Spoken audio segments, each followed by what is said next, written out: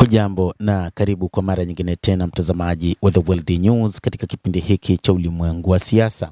Mimi ni Adam Hussein na bado tunakujuza mengi ambayo yanajiri katika ulimwengu, na tunaelekea huko nchini Urusi ambapo taarifa zinaeleza kwamba watu 12 wakiwemo watoto wamejeruhiwa kufuatia mashambulizi mabaya yaliyofanywa na Ukraine. Ukraine inaendeleza mashambulizi yake dhidi ya Urusi katika kile inachosema wanaendelea kujilinda na kulinda ardhi yao ambayo imechukuliwa na Warusi.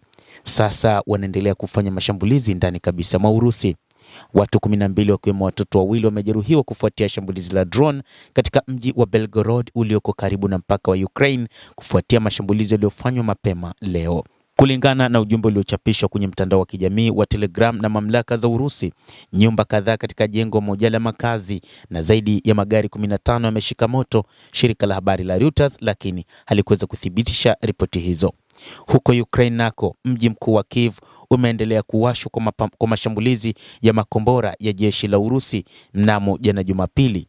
Maeneo mengi katika jiji la Kiev yanawaka moto, ni kutokana na mashambulizi mabaya ambayo yamefanywa na Urusi. Lakini mashambulizi hayo wakati huu ni katika visasi vinavyofanywa na Urusi baada ya kuona wa Ukraine wanarusha makombora zaidi ndani ya Urusi.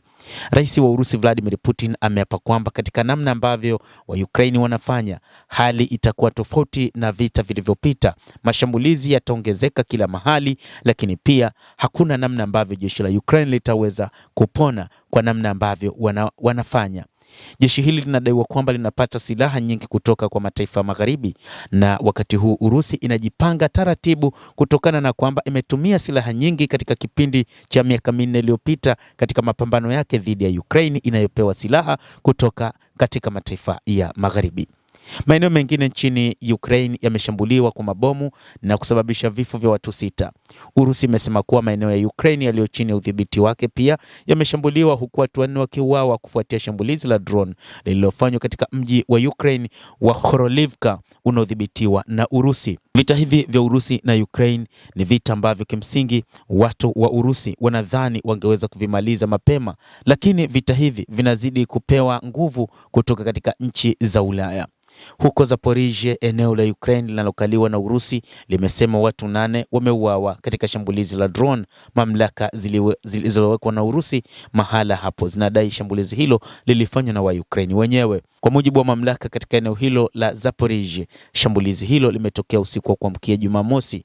Shambulizi hilo limelenga kambi za watalii, na wakati huo huo watu 3 wameuawa baada ya mashambulizi ya drone ya Urusi huko Sumy nchini Ukraine. Maeneo ya kiraia sasa yanazidi kulengwa.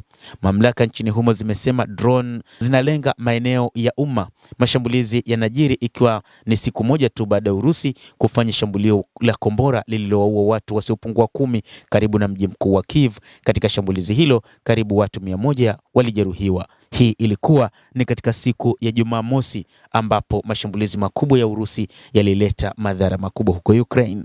Endelea kutufuatilia, lakini usisahau kulike, usisahau kucomment, kadhalika kusubscribe channel yetu hii ili upate habari hizi kwa mapana kupitia The World News. Naitwa Adam Hussein.